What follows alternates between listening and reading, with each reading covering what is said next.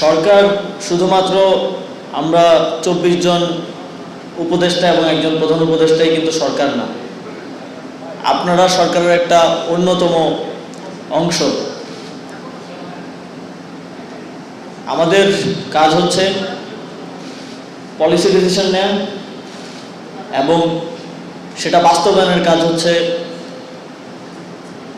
মূলত আপনাদের। এবং বিগত সময়ে যেই রাজনৈতিক সরকার ছিল, যে ফ্যাসিবাদী সরকার ছিল, তাদের পলিসি ডিসিশনগুলোই ছিল জনবিরোধী, গণতন্ত্র হত্যাকারী এবং মানুষের জীবন নেওয়ার মতো পলিসি ডিসিশন তারা দিয়েছেন। এবং প্রশাসনের মধ্যে থাকা তাদের দোসররা সেগুলো বাস্তবায়ন করেছে। এবং অনেক ক্ষেত্রে প্রশাসনের মধ্যে থাকা কিছু কিছু অফিসার যারা দলীয় নেতাদের থেকেও বেশি রাজনৈতিকভাবে সেই দায়িত্বগুলো পালন করেছে। আমি বিগত সরকারের সময় প্রশাসনের অত্যন্ত গুরুত্বপূর্ণ পদে থাকা একজনের কিছু ইনফরমেশন পেয়েছিলাম। তো সেখানে তিনি বিভিন্ন জেলার এসপিদেরকে নির্দেশনা দিচ্ছেন হোয়াটসঅ্যাপে যে অমুক জায়গায় গুলি করতে হবে, ওইখানে গুলি করতে হবে।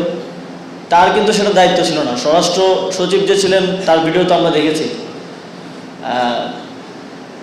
তিনি তার পেরিফেরির মধ্যে এই অন্যায়গুলো করেছেন। কিন্তু আমি বলতে চাচ্ছি অন্যান্য যারা বিভিন্ন অন্যান্য সেক্টরে ছিলেন তারাও দলীয় নেতা কর্মীদের মতোই সরকারের বাহিনীগুলোকে নির্দেশনা দিয়েছেন গুলি করার জন্য, হত্যা করার জন্য। এই যে প্রফেশনালিজমের যেই অবক্ষয়টা ঘটেছে এবং সেগুলোকে প্রশ্রয় দিয়েছে ফ্যাসিবাদী সরকার, সেই অবক্ষয় যেন ভবিষ্যতে আর কখনো না ঘটে সেটা আপনাদেরকে নিশ্চিত করতে হবে। জনপ্রশাসন সংস্কার কমিশন হয়েছে, সেটা কিভাবে নিশ্চিত করা যায় এই প্রসেসগুলো আপনারা ভালো জানেন। আপনারা জনপ্রশাসন সংস্কার কমিশনে আপনাদের মতামত দেবেন যে কিভাবে সংস্কার করলে, কাঠামোগত পরিবর্তন করলে ভবিষ্যতে আর কখনো প্রশাসনের এতটা দলীয়করণ সম্ভব হবে না। ভবিষ্যতে আর কখনো প্রশাসন এতটা দল দাসের মতো কার্যক্রম করবে না, জনগণের বিরুদ্ধে জনবিরোধী অবস্থান নেবে না। সেটা নিশ্চিত করার জন্য আপনাদের মতামত দেবেন এবং সেই অনুযায়ী সরকার জনপ্রশাসনের সংস্কার নিয়ে আসবে। বিগত 16 বছরে ক্ষমতায় থাকার কারণে প্রশাসনে ফ্যাসিবাদের দোসরদের শিকড় অনেক গভীর পর্যন্ত পতিত।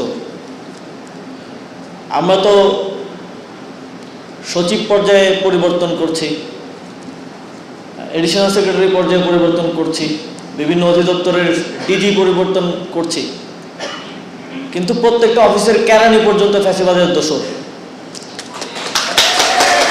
আপনারা জানেন নিয়োগগুলো কিভাবে হয়েছে। আপনারাও সে সময় বিভিন্ন জায়গায় দায়িত্বে ছিলেন, যে রাজনৈতিক ব্যক্তিরা এসে তালিকা দিয়ে বলতো যে এদেরকে নিতে হবে।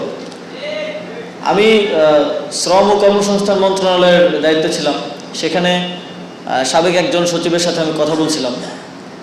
তো তিনি বলছিলেন যে তখনকার যিনি মন্ত্রী ছিলেন মনিরুজ্জামান সুফিয়ান, তিনি দেশজনের একটা তালিকা দিয়ে বলেছিলেন যে এদেরকে চাকরিতে নিতে হবে। এখন কিভাবে নেবেন সেটা আপনি জানেন। তো তাদেরকে সেভাবে চাকরিতে নেওয়া হয়েছে। আমরা প্রশাসনে যে বিভিন্ন জায়গায় এভাবে দোসরদেরকে ঢোকানো হয়েছে তাদেরকে বের করার এবং সেখানে সৎ, দক্ষ এবং নিরপেক্ষ অফিসারদেরকে দায়িত্ব দেওয়ার কার্যক্রম পরিচালনা করছি। এবং সেক্ষেত্রে আপনাদের পক্ষ থেকেও যে কোনো ধরনের ইনফরমেশন, যেহেতু আপনারা কাজ করেছেন আপনারা ভালো জানেন, তথ্য দিয়ে আমাদেরকে সহায়তা করবেন, পরামর্শ দিয়ে আমাদেরকে সহায়তা করবেন।